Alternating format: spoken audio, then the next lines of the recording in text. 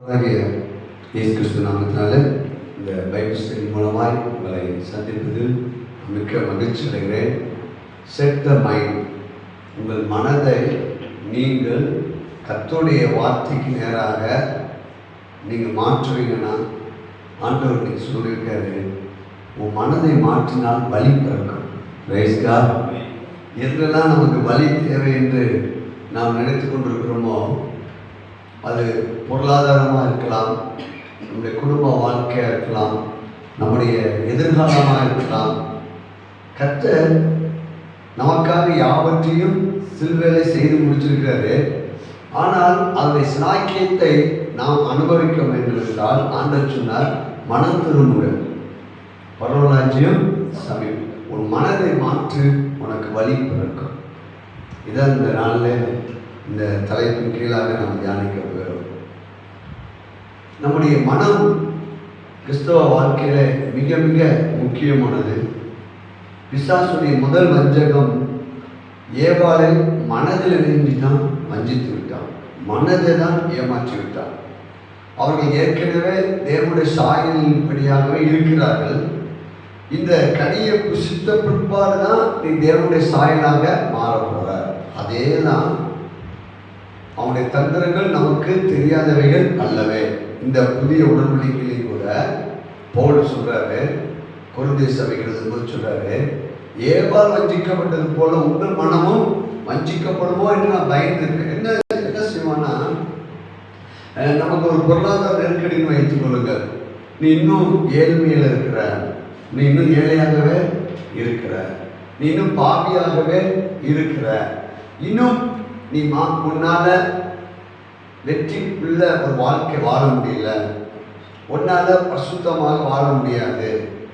ஆனால் தேவனுடைய வார்த்தையின்படி ஏற்கனவே கர்த்தர் நம்மை அப்படி நினைக்கிறார், மாற்றி விட்டார். ஆனால் நம்முடைய மனதை ஒரு குறிப்பிட்ட காரியத்துக்கு நேராக சரியாய் திருப்பணும். நம்முடைய மனம் என்பது ஒரு செழிப்பான ஒரு வயல்வெளி. இப்போ நம்ம அடிக்கடி தியானிச்சுட்டு இருக்கிறோம். என்ன தியானிச்சுட்டு இருக்கிறோம்னா, பொருளாதார ரீதியிலே தேவனுடைய பிள்ளைகள் ஏன் முன்னுக்கு வர முடியவில்லை, ஏன் முன்னுக்கு வரல. இன்னைக்கு ஒரு பணம் என்ற ஒரு காரியம் நமக்கு பரிபூர்ணமாய் சம்பூர்ணமாக இருக்குமானால் நாம் தேவனை பிரமாண்டமாக காட்ட முடியும். ரைஸ்ல ஒரு ஜவுளி கடைக்காரன் ராஜ்யவிலையத்தை என்ன செஞ்சுட்டாவ, திரும்பி பார்க்க வச்சுட்டாவ. பார்த்தீங்களா? எதன் அடிப்படையில்? பில்டிங் பிரம்மாண்டம், அதுக்கு பின்னாடி இருக்கிற பல கோடிகள். நல்லா இருக்குது. ஒரு ஜவுளி வியாபாரத்துக்கே அவன் தன்னுடைய தொழிலை, பிஸ்னஸை பிரம்மாண்டமாய் காட்ட முடியுமானால், வானமும் பூமியும் ஒளிந்து போனாலும் ஒளியாத தேவனுடைய வார்த்தையை நாம் எவ்வளவாய் ஏன் நமக்கு இப்படி வரல? நான் யோசிச்சு பார்த்தேன், அந்த இடத்துல ஒரு சபை இருந்தால் எப்படி இருக்கும்? பிரம்மாண்டமான ஒரு பில்டிங். அப்போ நீங்க நம்ம ஆராதிக்கிற கடவுளை புறஜாதிகள் எப்படி பார்க்கிறார்கள் என்றால், ஒரு ஏழையான தெய்வம். இவங்க கும்பிடுற தெய்வம் எப்படிப்பட்ட தெய்வம்? அது நம்ம ஆளுங்க ஒரு விடுதலை கிடையாது, இருக்கிற எல்லாத்தையும். பாருங்க, நம்ம இன்னும் கொஞ்சம் ஏழ்மையெல்லாம் என்ன செய்யணும்? இந்த உலகத்துக்கு, உலகம் நம்மை கவனித்துக் கொண்டு இருக்கிறது. நம்முடைய வெளிச்சத்தை உலகம் பார்க்குது, உடன்பிறந்தவங்க பார்க்குறாங்க, உறவினர்கள் பார்த்து கொண்டு, என்ன சரி நீ போய் இப்படி பண்ணு, உனக்கு இதனால என்ன நீ பிழைச்சிட்ட கேட்பாங்க. உங்களுக்கு தெரியாது. ஒருவேளை உங்களுக்கு நேரில் சொல்லாட்டாலும் மற்றவங்க மூலமாக சொல்லுவாங்க, என்னப்பா கடவுள் போனான், அலையிலையான்னு போனான், என்னத்தை பிழைச்சிட்டான். நான் பாரு இந்த சின்ன பிஸ்னஸில் எப்படி இருக்குன்னு பாரு, நான் பாரு இந்த கடவுளுக்கு முன்னே நான் எப்படி இருக்கேன் பேசுவாங்க. நாம் ஏன் வெட்கப்பட்டு ஒரு வாழ்க்கை வாழ வேண்டும்? நமக்கு ஏன் இப்படி ஒரு பொருளாதாரத்திலேயே நமக்கு ஒரு தாழ்வு நிலை? ஏன் நம்மளால எல்லா நேரமும் நற்செய்திகளை செய்யும்படியாக முடியவில்லை? அன்னைக்கு வரும்போது, சர்ச்சுக்கு வரும்போது யோசித்து பார்க்குறேன், நம்ம மெயினான இடத்துல தேவனை ஆராதிக்கணும். பிரைஸ்லா நம்ம எங்கே ஒதுங்கி போயிருக்கணும். ஒரு ஜவுளி கடை எங்கே இருக்குது? மெயின் இருக்குது. என்ன காரணம் என்றால், நம்முடைய மனம் இன்னும் மாற்றம் அடையவில்லை. Praise the Lord. அவர் ஒன்றும் செய்ய போவதில்லை, அவர் எல்லாம் செஞ்சு முடிச்சிட்டார். அதாவது 2 காரியம் கிறிஸ்தவ வாழ்க்கை. God will part, man will part. தேவனுடைய பங்கு, இரண்டாவது மனிதனுடைய பங்கு. தேவனுடைய பங்கை தேவன் தம்முடைய குமாரனாகிய கிறிஸ்துவை அனுப்பி இந்த உலகத்திலே நாம் நல்வாழ்வுக்காக அனைத்தையும் அவர் செய்து முடித்து விட்டார். ஆனால் man will part அப்படின்னு இருக்குது, நம்முடைய பங்கு இருக்குது. நம்முடைய பங்கு என்ன தெரியுங்களா? அந்த வார்த்தையை எடுத்து இந்த மனசை மறுவப்படுத்தணும். மனதை பாருங்க. ஒரு மனிதன் அவன் உலகத்துக்காக ஏன் சாதிக்கிறான்னா, அவனுடைய எண்ணங்கள் அவனுடைய தொழிலையோ குடும்பத்திலேயோ பொருளாதாரத்திலேயோ நினைவுகள் பிரமாண்டமாக இருக்குது. இது 5வது ஜவுளி கிடையாது. பாருங்க, எண்ணங்கள் பாருங்க பிரமாண்டமாய். ஒரு என்னுடைய தொழில் அநேகர் பார்க்கத்தக்கதாக இருக்கணும். எனக்கு அப்படி யோசிச்சு பார்க்கிறேன், ஆண்டவரே நீ பிரமாண்டமான தேவன். ஆண்டவர் பிரமாண்டமான தேவன் என்பதற்கு என்ன உதாரணம்? தேவன் படைச்சதெல்லாம் மல்டிப்ளை, மிக பெருக்கத்தை உடைய காரியத்தை ஆண்டு செய்திருக்கார். நட்சத்திரங்களை பார்க்கும்போது அவருடைய அந்த அந்த பிரமாண்டத்தை நம்ம பார்க்க முடியும். சூரியனை பார்க்கும்போது கடற்கடலாக தியானிச்சிருந்தேன் ஆதியாகம புஸ்தகத்தை. அதில் இங்கிலீஷ் பேப்பர் சூப்பராக போட்டிருக்கு. அதாவது பகல் இரவு என்று வித்தியாசம் உருவாக்க இந்த பூமி மேல லைட் அடிக்கணுமா. பாருங்க, அந்த சூரியனை வச்சு அழகா ஒரு பக்கம் அந்த பூமியினுடைய பாதி பங்கு சூரியனுடைய வெளிச்சம் இருக்கும், அடுத்த ஒரு லைட் அடிக்கணுமா இரவுல.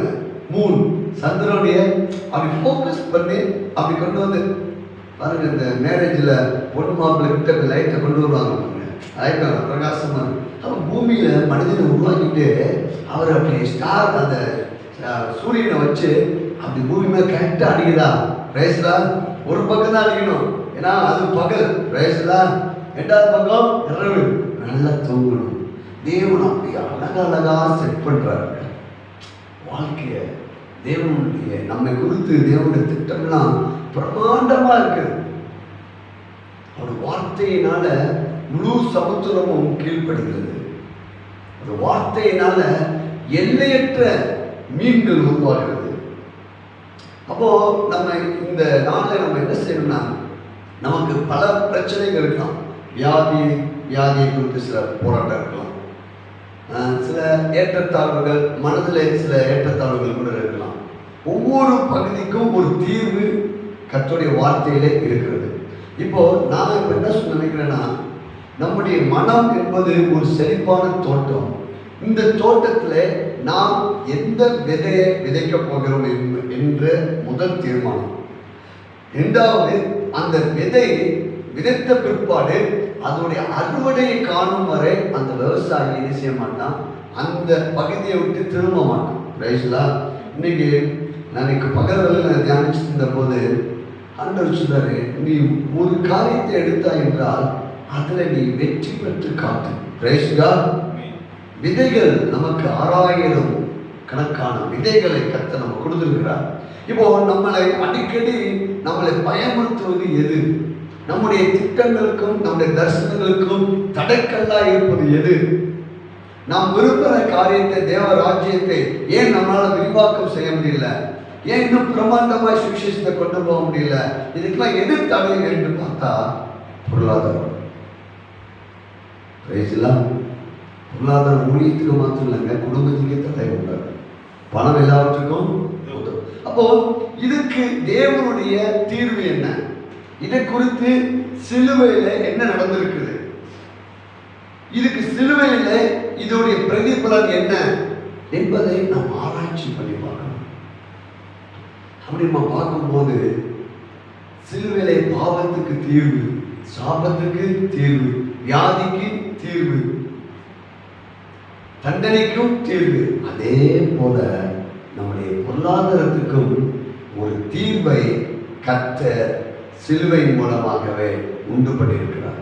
பாருங்கள், 2 கொரிந்தியர் 8ஆம் அதிகாரம் 9வது வசனம். நமக்கு தெரிந்த இந்த விதையை நாம் தொடர்ச்சியாக போடப்படுகிறோம். தொடர்ச்சியாக இந்த விதையுடைய விளைச்சலை நாம் பார்க்க வேண்டும். பாருங்கள், 2 கொரிந்தியர் 8ஆம் அதிகாரம் 9வது வசனம். நம்முடைய கர்த்தராகிய இயேசு கிறிஸ்துவின் கிருபையை அறிந்திருக்கின்றீர்களே, அவர் ஐஸ்வர்யம் உள்ளவர் இருந்தும் நீங்கள் அவருடைய தரித்திரத்தினாலே, அவர் ஐஸ்வர்யம் உள்ளவராக இருந்தாரா? இப்போ வேதாச்சம் சொல்லுது அவருடைய தரித்திரம். அப்போ இயேசு எப்படி தரித்திரனார் ஆனார்? ஏன் வறுமைக்குள்ளாக இயேசு மாறினார்? ஏன் இயேசு கிறிஸ்து ஏழையாக மாறினார்? ஏன் அவர் வெரி ரிச் அப்படின்னு போட்டுருது. அவர் பிதாவோடு செல்வந்தராக இருந்தும் இங்கே போட்டிருக்குது அவர் ஏழையானார். இயேசு ஏன் ஏழையானார்?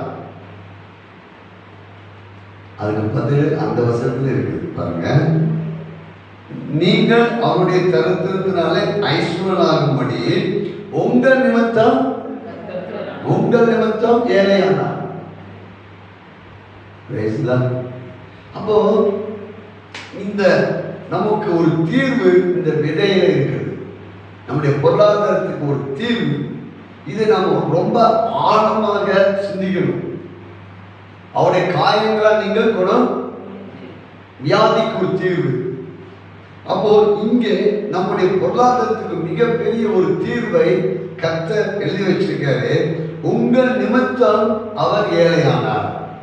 அப்போ சிலுவையில மாத்திரம்தான் இயேசு ஏழையா இருந்தார் தவிர 3 ஆண்டு ஊழியத்தில் அவர் ஏழையாக இல்லை. அவர் தாவீதின் வம்சத்தை சேர்ந்தவர். பிறக்கும் போது வெள்ளியும் பொண்ணு என்ன செய்யப்படுறது? கொண்டு வரப்படுது. இப்போ நமக்கு உள்ள ஒரு ஆழமான ஒரு கேள்வி என்னன்னா, இயேசு எனக்காக ஏழையானார் என்றால் நான் அந்த என்னுடைய ஏழ்மையை, என்னுடைய பற்றாக்குறையை, என்னுடைய கடனை அவர் ஏற்றுக்கொண்டு இருக்கிறபடியால் நான் என்னவாக கர்த்தர் மாற்றிருக்காரா? பணக்காரராக கர்த்தர் மாற்றி விட்டாராம். இயேசு ரத்தம் நம்ம நீதிமானாக மாற்றினது. இப்போ இதுல நமக்கு என்ன மிஸ்டேக்னா, உன் எண்ணம் மாறினால் உனக்கு பொருளாதாரத்திலே வழி பிறக்கும். நம்முடைய எண்ணம் இன்னும் என்ன சொல்றது? நம்ம இப்ப பாருங்க, சில மாதங்கள் தியானிக்கிறோம். ஆனால் நாம் இன்னும் ஆண்டவர் தொடர்ச்சியாக தியானிக்கிறோம். நம்ம எண்ணம் என்ன செய்யல? இன்னும் அனுபவமாக மாறல. இன்னும் நம்முடைய எண்ணம் ஏன் தரித்திரம் அவர்கிட்ட போயிடுச்சுன்னா அவருடைய ஐஸ்வர்யம் என்கிட்ட வந்துருச்சு. நான் யாரு அப்படின்னா நான் ஐஸ்வர்யமா. ஆனா இது நம்ம பேச்சு லெவலில் தான் இருக்குதே தவிர மனது லெவலில் நம்ம இன்னும் என்ன செய்யல. ஏன் நமக்கு மாறலைன்னா நம்ம என்ன எதிர்பார்க்கணும்னா நமக்கு ஒன்றும் பிரமாண்டமா ஒன்றும் என்ன செய்யல, இன்னும் நடக்கலையே, இன்னும் பல தேவைகள் இருக்குது, கஷ்டம் இருக்குது. அப்போ ஏன் காரணம் என்றால் இந்த விதையை நம்ம என்ன செய்யலாம், இன்னும் நம்முடைய மனதிலே தொடர்ச்சியாக போடவில்லை. பாருங்க, சில விவசாயிகள், உண்மையான விவசாயி ஒரு இடத்துல விதை விதைச்சிட்டானா அடுத்து அவங்களுடைய என்னன்னா நாளைக்கு போய் தண்ணி பாய்ச்சோம். அதுக்கடுத்து அந்த செடி இத்தனோட நுழையுது, அப்படி முளைக்குது பார்ப்போம். முளைச்ச உடனே இன்னும் பாதுகாப்பு எடுப்போம். இன்னும் அது கனி கொடுக்கிற வர இவனுடைய எண்ணங்கள் அனைத்துமே அவனுடைய தோட்டத்துல எதை விதைச்சு அது வளர்ந்து கொண்டிருக்கிறதோ அது அறுவடை காணும் வரை அந்த விவசாயி தூங்குவதில்லை. மனதில் அவனுடைய எண்ணங்கள் எப்படி தெரியுமா? அறுவடைய அப்படியே பூ பூக்கும், காய் காய்க்கும், எல்லாம் அறுவடையை பார்க்கணும். நம்ம என்ன பண்றோம்னா, ஏன்னா நம்ம இது குறித்த சத்தியம் நமக்கு தெரியுது. ஆனா இதோட பிரதிபலனை நமக்கு ஏன் கிடைக்கவில்லை என்றால், நாம் விதை போட்டது உண்மைதான், தண்ணி கூட சில நேரங்களை பாய்ச்சிருக்கிறோம், அப்புறம் விட்டுட்டோம். சில கலைகள் அது முளைக்க கூடாது. சில பாருங்க, சில பறவைகள் கூட வந்து நெஞ்சில் எடுத்துட்டு போயிடும். நம்ம நம்ம நம்ம நினைச்சு சொல்லுவோம், ஐஸ்வர்யவான், நீதிமான், நான் தேவனோட பிள்ளை, ஆண்டவர் எனக்கு விடுதலை ஆக்கியிருக்காரு அப்படிலாம் சொல்லிட்டு வாக்கில் சிரிச்சுட்டு இருப்போம். பிரச்சனை வரும். இப்போ இந்த விதையை எடுத்துப்போம். நம்ம ஒரு ஐஸ்வர்யவான், நான் வந்து கர்த்தர் மறுபடிய அவர் எடுத்துக்கிட்டாரு, நான் வந்து கர்த்தர் ஒரு பணக்காரராக ஐஸ்வர்யவானாக கர்த்தர் இணைஞ்சிருக்காரு, சிலுவையில் மாற்றிருக்காரு. இது என்ன நல்லா இருக்கும். இந்த விதையை நம்ம விதைக்கும் போது நம்முடைய வாழ்க்கையில் சில தரத்தர சூழ்நிலைகள் வரும், பற்றாக்குறை சூழ்நிலை வரும். நம்முடைய எண்ணம், அந்த செழிப்பான மனதில் இருக்கிற அந்த எண்ணத்தை, அந்த விசுவாசத்தை ஒரு ஷேக்கர் திரும்ப நினைவோம், திரும்ப நினைவோம், திரும்ப திரும்ப திரும்ப. ஆவியான சொல்றாரு, இல்லை உன் மனதை நீ மாற்று, உனக்கு பொருளாதாரத்தில் வழி பிறக்கும். இப்போ நம்ம வந்து புதிய உடன்படிக்கை கீழே நம்ம இருக்கிறோம். இப்போ நமக்கு எந்த ஆசீர்வாதமும் சிலுவையின் மூலமாக தான் கிடைக்குது. சுகமாக இருந்தாலும், நீதியாக இருந்தாலும், பிரசுத்தமாக இருந்தாலும், வெற்றியாக இருந்தாலும், அது பொருளாதார ஆசீர்வாதம் இருந்தாலும் இயேசுவின் மூலம் தான் நமக்கு உண்டாகுது. அப்போ இதுக்கு ஒரு கீவேர்டு. இந்த வார்த்தை என்ன சொல்லுதுன்னா, பாருங்க, இந்த பைபிளை விட வாசிங்க, அதில் வாசிங்க 2 கொரிந்தியர் 8:9. சூப்பராக ஒவ்வொரு மொழிபெயர்ப்பிலையும் திட்ட தெளிவாக அழகாக எழுதப்பட்டு நம்ம நினைச்சிருக்கிறோம், இல்லை இந்த வசனம் தான் எனக்கு தெரியும் அதோட நினைக்கிறோம். வசனம் தெரியுது மாத்திரமல்ல, அதோடைய பிரதிபலனை நாம் அனுபவிக்கிற வரை அந்த வார்த்தையை விடக்கூடாது. கர்த்தராகிய இயேசு கிறிஸ்துவின் கருணையை பாருங்க, கர்த்தராகிய இயேசு கிறிஸ்துவின் கருணையை நீங்கள் அறிவீர்கள். கருணை தாங்க நம்முடைய வறுமைய, நம்முடைய பற்றாக்குறைய, நம்முடைய ஏழாமைய, நம்முடைய கடனை, நம்முடைய தவிப்ப, அந்த கிருபை, அந்த கருணை, அந்த அருள் தூக்கி வச்சுக்கிட்டார். அல்லேலூயா. அவர் சுமந்த பிற்பாடு இப்போ அவர் நமக்கு சுமக்கும்படி ஒன்று தருகிறார். அது ஆசீர்வாதம், அது ஐஸ்வர்யம், அது பலன். ஆனா இன்னைக்கு நம்ம கொடுக்கிறதும் இல்லை, அவர்கிட்ட அதை வாங்குவதும் இல்லை. ஏன் காரணம்னா, நம்முடைய மனம் இன்னும் என்ன செய்யல. நெருக்கடி வரும்போது நம்முடைய மனசு ரொம்ப சோர்ந்து போயிடுது. பாருங்க, சோர்ந்து போனோம்னா நம்மளோட வாய் வார்த்தை பாருங்க, நமக்கு ஒன்றுமே இல்லை, வருடங்கள் போயிடுச்சு, நம்ம ஒன்றுமே சேர்த்து வைக்கல, பல திட்டுகள். சில வயதாக அவங்களுக்கு என்ன சொல்லுமா, ஐயோ நம்ம ஒன்றுமே இல்லாமல் போச்சு, நம்ம என்ன செய்ய போகிறோம், டிக்கெட் உண்டாக்குவோம். பாருங்கள், ஒரு வறுமை, நீதிமொழி சொல்றது, ஒரு மனிதனை கலங்க பண்ணணும். சும்மா இல்லைங்க. இன்னொரு மொழிபெயர்ப்பு போட்டிருக்கு, வறுமை அவனை அழித்து விடும். பாவத்தை குறித்த செய்திகளை நாம் கேட்டோம், வியாதியை குறித்த செய்திகளை கேட்டோம். வறுமையும் கொடுமையானது. அதனாலதான் கர்த்தர் நமக்காக கல்வாரி சிலுவையிலே தரித்திரனானார், ஏழையானார். அந்த சாபம், அந்த தரித்திரம் என்றால், அந்த சாபத்துடைய விளைவு என்றால் பசி, தாகம், நிர்வாணம். சிலுவையில் ஏன் தெரியுமா, என் பிள்ளைகளுடைய அந்த ஏழ்மையை நான் ஏற்றுக்கொள்கிறேன். Praise God. அப்போ இது வந்து ஒரு சீரியஸான மேட்டருங்க. நம்ம அதிகமாக போதிக்கப்படும் இல்லை, நம்மளும் ஒன்று கொண்டு வந்ததில்லை, ஒன்று கொண்டு போவது இல்லை. சரிங்கய்யா, ஞானஸ்நானம் எடுத்தோன்னு மேலே கொண்டு போயிட்டாருன்னு நம்ம ஒன்றும் அடுத்து வாழணும். இங்கே பிரைஸ்லா வாங்க, ஞானஸ்நானம் எடுத்து உங்களுக்கு ஒரு காந்தம் உள்ளே வச்சுட்டா என்ன ஆயிடும், பரலோகம் போயிடலாம். அப்படி ஆண்ட சூழ்நிலையே இந்த பூமியில் என்ன செய்ய, வாழ்ந்து காட்டு.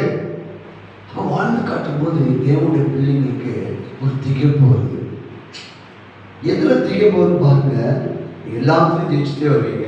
பாவத்தை ஜெயிச்சுருவீங்க, வியாதியை ஜெயிச்சுருவீங்க. கடைசி எங்க வந்து கை வைப்பாங்களா, பொருளாதாரத்தில் கை வச்சிடும். அப்படியே சொல்லுவாங்க, நிறைய திட்டங்கள் இருக்கும், நிறைய வாக்குத்தம் இருக்கும், அபிஷேகம்லாம் நிலவும். ஆனால் பண பிரச்சனை வந்த உடனே சோர்ந்து போயிடும். வறுமை ஒருவனை கலங்க பண்ணுகிறதாம். ஐஸ்வர்யம் ஒருவனுக்கு அரணான பட்டணமாக இருக்குதான். இன்னொரு மொழிபெயர்ப்பு போடுறது வறுமை அவனை அழிச்சு விடும். அப்போ இந்த அழிக்கிற, என்னை கலங்க பண்ணுகிற இந்த வறுமையை இயேசு எனக்காக கல்வாரி சிலுவையை சுமந்து தீர்த்து விட்டார். அல்லேலூயா. அப்படி என்றால் இந்த சிலுவையிலே என்ன நடந்திருக்கிறது? இங்கதான் கூட அவர் கருணையை நீங்கள் அறிந்திருக்கின்றீர்களே. கிறிஸ்து தேவனோடு செல்வந்தராய் நல்ல நம்ம ஆண்டவர் எப்படிப்பட்டவரா இருக்கிறாராம்? பிதாவோடு செல்வந்தராய். வானமும் பூமியும் அவருடையது, வெள்ளியும் பொன்னும் அவருடையது. கிறிஸ்து தேவனோடு ஏழையா இருந்தாரா, செல்வந்தரா இருந்தாரா? செல்வந்தரா. இயேசு எப்படிப்பட்டவர் பாருங்க. இயேசு ஏன்னா நம்மளுக்கு 99% ரெடியா இருக்காங்க. இல்லைங்க, நம்ம ஆராதிக்கிற இயேசு பணக்காரர் சொன்னா என்னடா துரு உபதேசம். என்ன உபதேசமா? அவன் சொல்றதுதான் துரு உபதேசம், அவன் சொல்றதுதான் கள்ள உபதேசம். இயேசு வானம் பூமியும் படைத்தவர், பிதாவோடு அவர் செல்வந்தராக இருக்கிறார். பவுல் இதை கிளீனா வெளிப்படுத்தாரு. 2 கொரிந்தியர் 8:9 ஆவிக்குரிய அர்த்தமே இல்லை, அங்க பொருளாதாரத்தை பத்தி தான் பேசியிருக்காரு பவுல். 8வது அதிகாரத்திலையும் 9வது அதிகாரத்திலையும் இவங்க எதையாவது சொல்லுவாங்க ஆவிக்குரிய நிலை என்ன கிடையாது. எப்பா உங்களுடைய வறுமையை நீக்கிறதுக்காக தான் இயேசு இங்க சொல்லப்பட்டிருக்கு. பிரேசலா. அப்ப இந்த பூமியில் நமக்கு ஒரு நல்வாழ்வு ஆண்ட வச்சிருக்க. நீ உலகத்துக்கான பாருங்க, அவன் எண்ணங்களை மாற்றி அவன் சூப்பரா வாழ்ந்துட்டு இருக்கான் பாருங்க. வாசிக்கிறேன். ஆனால் உங்களுக்காக, யாருக்காக? எனக்காக அவர் ஏழையானார். அவர் ஏழையானார். பிரைஸ்லா. இயேசு ஏழையான எனக்காக சிலுவையில மாத்திரம் ஏழையானார். பிரைஸ்லா. அதுல ஊழிய பாத்துல 12 பேர் 70 பேருக்கு கடைசி சொல்றாரு, எப்பா ஏதாவது உங்களுக்கு குறைவா இருந்துச்சான்னு கேட்கிறாங்க. ஆண்டவர் கேட்கும்போது சொல்றாங்க, ஒன்றும் குறைவாக இல்லை. அவருக்கு ஊழியம் செய்யக்கூடிய கருவூலம் இருந்துச்சுங்க. லூக்கால நம்ம பார்க்கும்போது நிறையா 2 மீன் 5 அப்பத்தி வச்சு எத்தனையோ பேருக்கு ஆண்டவர் போஷிக்கிறாரு. எந்த இடத்துலையுமே பணம் இல்லைன்னு ஒரு நாள் ஊழியத்துக்கு அவர் லீவ் போடவே இல்லை. பிரைஸ்லா. திரளான ஜனங்களோடு அவருக்கு தேவைப்பட்டா படகு, அவருக்கு தேவைப்பட்டா மேல்நிட்டாரே, அவருக்கு தேவைப்பட்டா கழுதை, தேவகுமாரன். பிரைஸ்லா. அதெல்லாம் தியானிக்க போறோம், தொடர்ந்து இதை போட போறோம். பிரைஸ்லா. இயேசு ஏழைன்னு சொல்றதுக்கு ஆட்கள் நிறைய ஏன் நம்புறாங்க. நாமும் நம்பிட்டு தான் இருந்தோம். இயேசு மாட்டு தொழுவிலே பிறந்தார், அவர் மிகவும் ஏழை. நானும் தான் நம்பிட்டு இருந்தேன். இயேசுவே ஏழை, எனக்கு இருக்குடா சட்டை. பிரைஸ்லா. பாருங்க, இதுக்கு உனக்கு எதுக்கு இந்த வசனம் அப்படிலாம் கேட்டு பிரைஸ்லா எல்லாத்தையும் விற்க வேண்டியிருக்கு. பிரைஸ்லா. அல்லேலூயா. வாசிங்க. எதன் மூலம் அவர் ஏழையானார். எதற்காக ஏழையானார்? ஓ ஏழ்மைய அவரு ஏற்றுக்கிட்டார். மாணவம் போனோம். ஆண்டவர் சொல்லி நீ ரைட் தான், ஓகேதான், ஆனால் நீ இன்னும் இது நீ ஆழமாக போகலை. ஆண்டவரை இன்னும் எனக்கு ஒரு பெரிய பிரம்மாண்டமான ஒரு அறுவடையை நான் பார்க்க முடியல பொருளாதாரத்தில் அப்படின்னு நான் கேட்கும்போது அந்த சொல்லி இன்னும் நீ ஆழமாக போகலையே. வார்த்தைக்குள்ள என்ன செய்யணும்? ஆழம் என்பது என்ன சொல்ற ஆண்டவர் பிரதிபலனை நீ அனுபவிக்கணும். கத்த இந்த வார்த்தையின்படி கத்த என்னை ஐஸ்வர்யராக மாற்றிருப்பார் என்றால் என்னுடைய ஏழ்மை ஒளிவதாக, என் வறுமை ஒளிவதாக, என் கடன் ஒளிவதாக, நான் அள்ளி கொடுக்கிற ஆசீர்வாதத்துல கத்தனை வைப்பார். Praise God. அப்போ இது இங்க உன் மனதை மாற்று, உனக்கு வழி பிறக்கும். அதன் மூலம் அவர் உங்களை செல்வந்தர்களாக்க விரும்பினார். இதன் மூலமாய் விரும்பினார். பாருங்க, நம்முடைய பாவத்தை அவர் ஏற்றுக்கொண்டு நம்மளை பரிசுத்தமாய் வாழ விரும்பினார். நம்முடைய சாபத்தை ஏற்றுக்கொண்டு நம்மை ஆசீர்வதிக்க விரும்பினார். நம்முடைய வியாதியை அவர் ஏற்றுக்கொண்டு நாம் சுகமாய் வாழ விரும்பினார். அதே ஆர்டர்ல நம்ம நம்முடைய வறுமையை ஏற்றுக்கொண்டு, நம்முடைய கடனை ஏற்றுக்கொண்டு, நம்முடைய இயலாமை ஏற்றுக்கொண்டு நம்மை செல்வந்தராக ஆக வேண்டும் என்று அவர் விரும்பினார். Praise the Lord. அது இங்கிலீஷ் பைபிளில் நம்ம சண்டே தியானிப்போது ஆங்கில பைபிளில் போட்டிருக்குது. வெரி சூப்பராக அவருடைய ஹைட்னஸ், அவருடைய இரக்கம், அவருடைய கிருபையால உங்களை அவர் மிக வெரி ரிச்சாக இருந்தாராம். நம்ம எப்படி இருந்தோம்னா வெரி போராக இருந்தோமா. நமக்காக அவர் வெரி போராக மாறி நம்மை கத்த வெரி ரிச்சாக மாற்றிருக்கிறார். கேட்கலாம் நமக்கு நல்லா இருக்குது. ஆனால் நம்முடைய மனதில் இதை ஆழமாய் பதிய வேண்டும் என்றால் இதை இன்னும் இன்னும் என்ன செய்ய வேண்டும்? இந்த சத்தியத்தை கேட்டு இது ஒரு விதை என்பதை நம்ம மறந்து போகக்கூடாது. சில நேரத்தில் நமக்கு சத்துரு பொய் சொல்லுவாங்க. சரி, இப்படிலாம் பிரசங்கம் பண்ணுறேன், இன்னும் பொருளாதார என்ன செய்யல மாறலையே, அங்கேதான் கேள்வி இருப்பான். நீங்கள் அங்கேதான் கவனமாக இருக்கணும். ஒரு விவசாயிக்கு தெரியும், நான் விதை விதைச்சா அந்த விதை கண்டிப்பாக முளைக்கும். ஆனால் நான் பார்க்குறேன், பொருளாதாரத்தில் நமக்கு ஒரு சின்ன துளிர் தோன்றும் ஃபஸ்ட்டு, அதுதான் நமக்கு அடையாளம். ரைஸ்லா முன்னாடி பட்ட கஷ்டத்தை நம்ம நினைஞ்ச மாட்டோம், பெற மாட்டோம். ஒரு சின்ன துளிர், அது அந்த அந்த சின்ன ஒரு கையளவு மேகம் வரும்போது நம்ம பிடிக்கணும், அதிலேயே தொடர்ந்து நிற்கணும். ஏன்னா வாய்க்காலாய் ஓடணும். நம்முடைய திட்டங்களுக்கும் தரிசனங்களுக்கும் எங்கே இருக்குது என்றால் அவருடைய வார்த்தையில ஐஸ்வர்யம் இருக்குதுங்க. அவருடைய வார்த்தையில நமக்கு வேண்டிய அனைத்தும் இருக்கு. இதை நம்ம புரிந்து கொண்டு நம்முடைய மனதை மறுபடுத்த அப்ப எந்த டாபிக்ல மறுபடுத்தணும்னா இதே டாபிக்ல போகணும். ரைட்ல இதெல்லாம் சில ஊழியர்கள் சில டாபிக் அப்படியே எடுத்து நினைச்சிட்டு இருக்காங்க, போதிச்சுக்கிட்டே இருக்கிறாங்க. போதிக்க போதிக்க போதிக்க போதிக்க கேட்க கேட்க கேட்க என்ன உண்டாகும்? விசுவாசம் உண்டாகும். விசுவாசம் உண்டாக உண்டாக உண்டாக உண்டாக என்ன செஞ்சு தெரியுமா? கிரியில் வெளிப்பட்டுருங்க. முதலாவது நமக்கு ஒரு எண்ணம் வர வேண்டும். நான் கிறிஸ்துவுக்குள்ளாக தேவன் என்னை ஒரு ஐஸ்வர்யவானாக, ஒரு பணக்காரனாக ஆண்டவரை மாற்றிருக்கிறார். இப்போ இது குறித்து நம்ம சில கொஞ்சம் ஆழமாக போகிறோம். இப்போ இதுக்கு இருக்க வசனங்களை நம்ம எடுக்க போகிறோம். எடுத்து இந்த விதையை நம்ம மறுபடியும் போடணும். சில நேரங்களில் என்ன இதே பேசிக்கிட்டு இருக்கிறோம், இதே தியானிச்சு அப்படி ஒரு ட்ரெயின் வரும். அப்பையும் விடக்கூடாது. Praise God. அங்கதான் முளைக்க பாருங்க. அந்த விதை மண்ணுக்குள்ள இருந்து வெளியே வரும் வரை நமக்கு பல சந்தேகங்கள் இருக்கலாம். ஆனால் முளைக்க ஆரம்பிச்சிச்சுன்னா செடி எல்லாம் மேலே வந்துடும். கொஞ்சம் பொறுமையாக இப்போ இது கேட்ட ஒரு வார்த்தைகளை நம்ம போட போகிறோம்.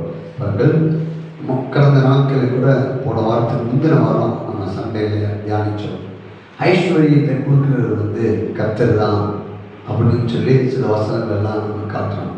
இப்போ பாருங்க, சில வசனங்களை நான் காட்ட விரும்புகிறேன். இப்போ நம்ம மனதில் நீங்கள் என்ன பண்ணணும்னா, இப்போ இந்த பைபிள் ஸ்டடியில் வந்துட்டு நீங்கள் இதை பார்த்து கொண்டு நீங்கள் ஒரே நம்முடைய தோட்டத்தில் இப்போ தக்காளி விதைக்க போகிறோம். அப்படின்னா தக்காளியை அறுவடை பண்ணுற வர அதை நினைச்சிடக்கூடாது, விட்டுறக்கூடாது. இங்கிட்டு போட்டுக்கிட்டு இருக்கும்போது நம்ம நினைச்சிருக்கிறோம், அடுத்த தோட்டத்துக்கு போயிடும். இன்னொன்று இதை எடுத்துக்கிட்டு போயிட்டு அப்படியே போகும்போது இது என்ன ஆயிடுது? திரும்ப நமக்கு என்ன தெரியுமா? கொஞ்ச நேரம் சுற்றிட்டு வரும்போது பணம் கையில் காசு இருக்க மாதிரி தோணுங்க. நம்ம அப்போ என்ன வேற காரியங்களை தியானிக்க ஆரம்பிச்சிருவோம். திரும்ப ட்ரை ஆகும். விடக்கூடாது. பேசலாம். நாம் அள்ளி கொடுக்கிற ஆசீர்வாதத்தை பெற்றுக்கொள்ளும் வரை விடக்கூடாது. பேசலாம். பாருங்க, அப்புறம் ஆதியாகம புஸ்தகம் 13:2. இதில் இன்னொன்று நான் உங்களுக்கு சொல்கிறேன். நீங்கள் இருப்பிடமெல்லாம் உங்களுடைய இதயத்தில் பதியணும்.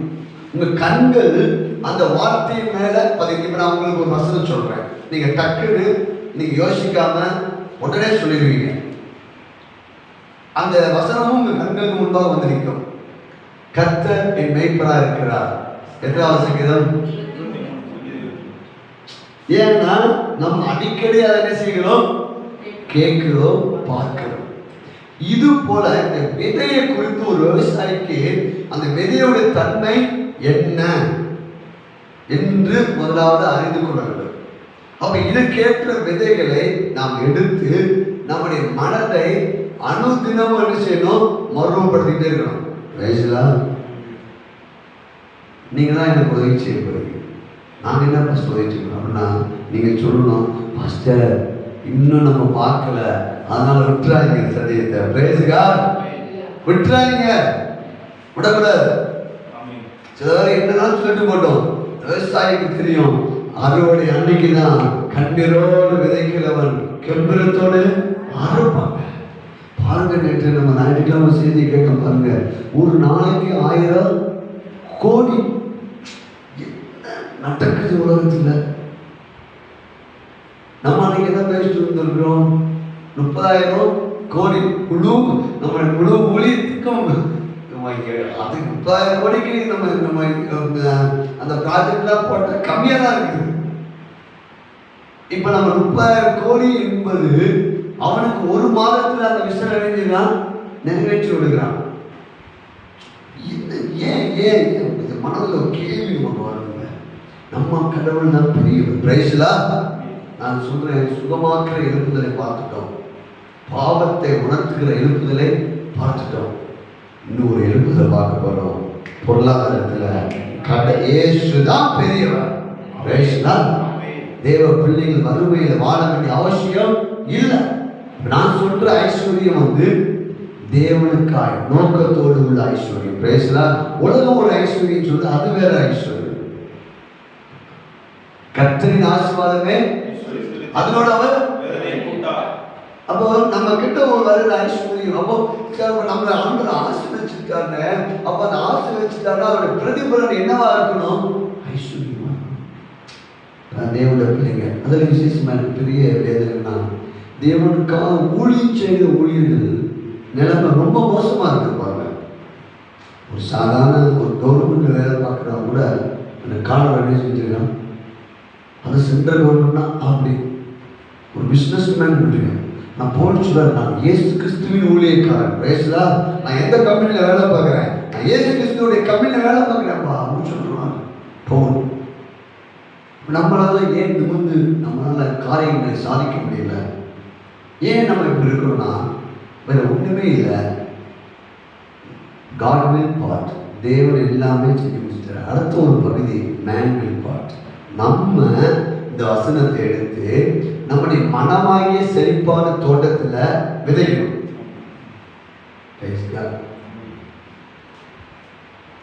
இது விதைக்க தான். அப்போ நம்ம தோட்டத்தில் என்ன போட போகிறோம்? ஒரு முடிவு எடுப்போம். நம்ம தோட்டத்தில் என்ன போட போகிறோம்? ஐஸ்வர்யம் என்ற விதை, செழிப்பு என்ற விதை, ஆசீர்வாதம் என்ற விதை, பெருக்கம் என்ற விதை, தாராளம் ஏராளம் என்ற விதை. அப்படி நம்ம எண்ணங்கள் இதை நம்ம காட்டணும் உலகத்துக்கு. ஏன் உடன் பிறந்தவங்களுக்கு முதல்ல காட்டணும். பேசல உறவினருக்கு முதல்ல காட்டணும். அவங்க எல்லாம் நினைக்கிறாங்கன்னா, என்னமோ கடவுள் சொல்றானே, என்ன வாழ்ந்துட்டாங்க கேட்குறாங்க. என்ன வாழ்ந்துட்டேன் நான் பாரு, ஒரு 2 வீடு கட்டி வாடகை விட்டுருக்கேன். பேசலா, நான் இப்படி இருக்கிறேன், நீ இப்படி இருக்கிற அப்படின்னு சொல்றான். இப்போ நான் சொல்றேன், நமக்கு ஒரு வைராக்கியம் இந்த பகுதியில் வரப்படுகிறது. பிரைஸ்லா, வெள்ளியும் பொண்ணு எங்க அப்பாவுடைய தான். அப்போ ஆண்டவர் நீங்க நம்ம நினைக்கிறோம், நீங்க அனைத்து கிறிஸ்தவங்க ஆண்டவரை குறை சொல்றாங்க. ஒரு ஊழியக்காரர் கடைசி அவர் சால்மோன் சொன்னாரு, நாளைக்கு இறக்க போறோம்னா முதல் நாள் நைட்டு கூட ஃபோனில் பேசுறாரு, பாஸ்டர் என் வாழ்க்கையில் நான் எதையுமே அனுபவிக்கல பாஸ்டர், வார்த்தை இன்னைக்கு துடிச்சிட்டு பாஸ்டர் எதுவுமே அனுபவிக்கல பாஸ்டர். புண்ணியம் செஞ்சவர் தான் சொல்றாரு, ஒன்றுமே அந்த பொருளாதாரத்தை அவ்வளோ கஷ்டப்பட்டவர், ஊழி அங்கங்கே போய் செய்வார். பாஸ்டர் நான் ஒன்றுமே அனுபவிக்கல, நான் தோட்டத்துக்கு போக போறேனோ அப்படின்னு சொல்றாரு. என்ன வேதனை பாருங்க, தேவன் அப்படி வைக்கல பாருங்கள். ஐஸ்வர்யம் கர்த்தருக்கு உதவியாக இருந்தது. இயேசு கிறிஸ்து சிலுவையிலிருந்து இறங்கின போது அந்த இயேசு கிறிஸ்து சரீரத்தை கேட்கும் உரிமையை பெற்றவன் ஒரு ஐஸ்வர்யவான். Praise God. ஐஸ்வர்யம் எப்படி உதவியா போகுது தேவன் ராஜ்யத்துக்கு.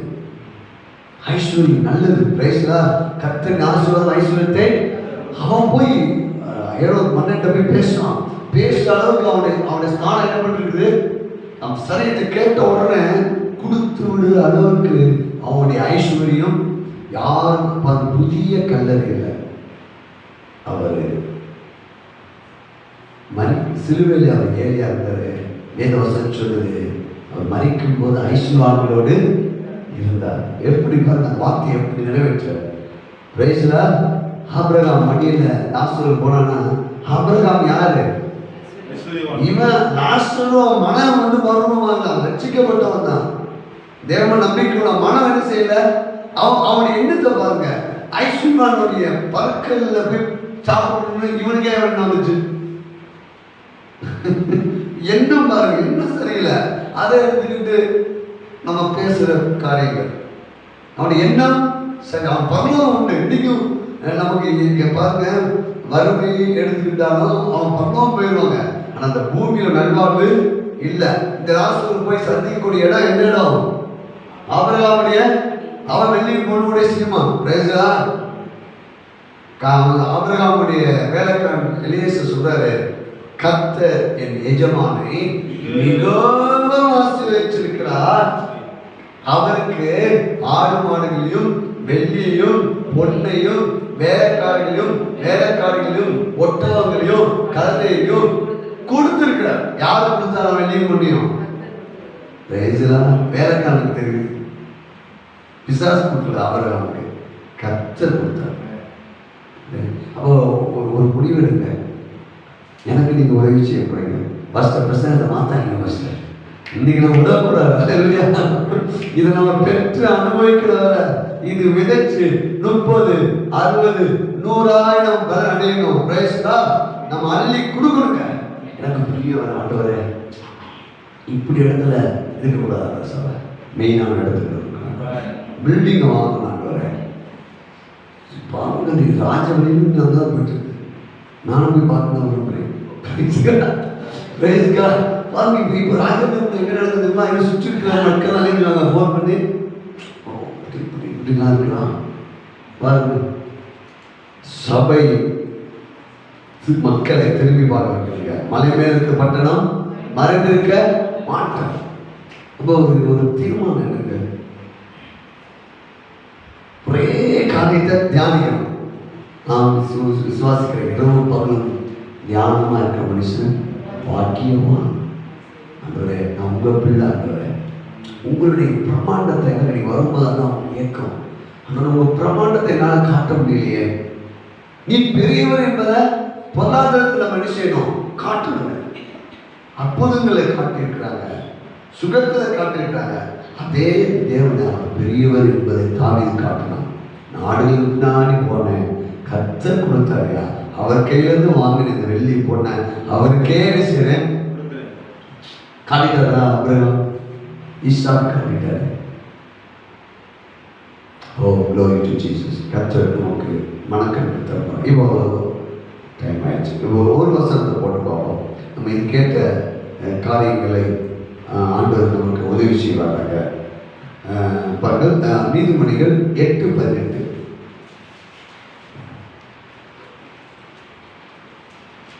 நீதிமொழிகள் 8. Praise God. ஐஸ்வர்யமும் கனமும் நிலையான பொருளும் நீதியும் Praise God. யார்கிட்ட உண்டா? ஐஸ்வர்யமும் கனமும் நிலையான பொருளும் யார்கிட்ட உண்டு? கர்த்தர் ஆசீர்வாதம் ஐஸ்வர்யத்தை 2 நாளாகவும் 29:12 நாளாகவும் 29:12 சொல்லுகிறது, ஐஸ்வர்ய கனவு உம்மாலே வருகிறது. எனக்கு பிரியமான பிள்ளைகளை, நம்ம இந்த நாளில் ஒரு தீர்மானம், உன் மனதை மாற்றினால் வழி திறக்கும், வழி பிறக்கும். எந்த பகுதியில் நம்ம மனதை மாற்ற போகிறோம்? பொருளாதார பகுதியில். வாக்குத்தத்தங்களை எடுத்து நீங்கள் தியானிங்கள். ஆபிரகாமை எடுத்துக்கொள்ளுங்கள். ஆபிரகாமுடைய ஐஸ்வர்யம் எப்படிப்பட்டது என்று தியானிச்சு பாருங்கள். ஈசாக்குடைய ஐஸ்வர்யம், அவன் ஐஸ்வர்யனாகி வர வர விருத்தி அடைந்தான். தியானி, யாக்கோபுடைய ஐஸ்வர்யம் பலவீனமெல்லாம் லாபானுக்கு சேர்ந்தது, பலம் உள்ளதெல்லாம் யாக்கோபுக்கு சேர்ந்தது.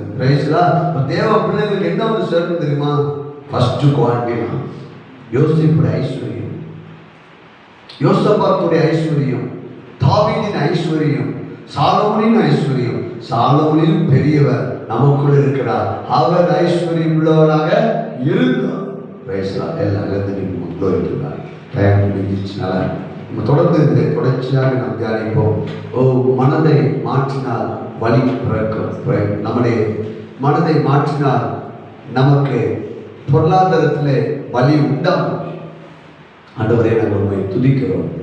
பிதாவே, இயேசுவின் நாமத்தில் எங்கள் மனதில் இருக்கிற வறுமையின் எண்ணங்கள், பற்றாக்குறை எண்ணங்கள், ஏழ்மையின் எண்ணங்கள், தரித்திர எண்ணங்கள் இயேசுவின் நாமத்தில் ஒளிவதாக.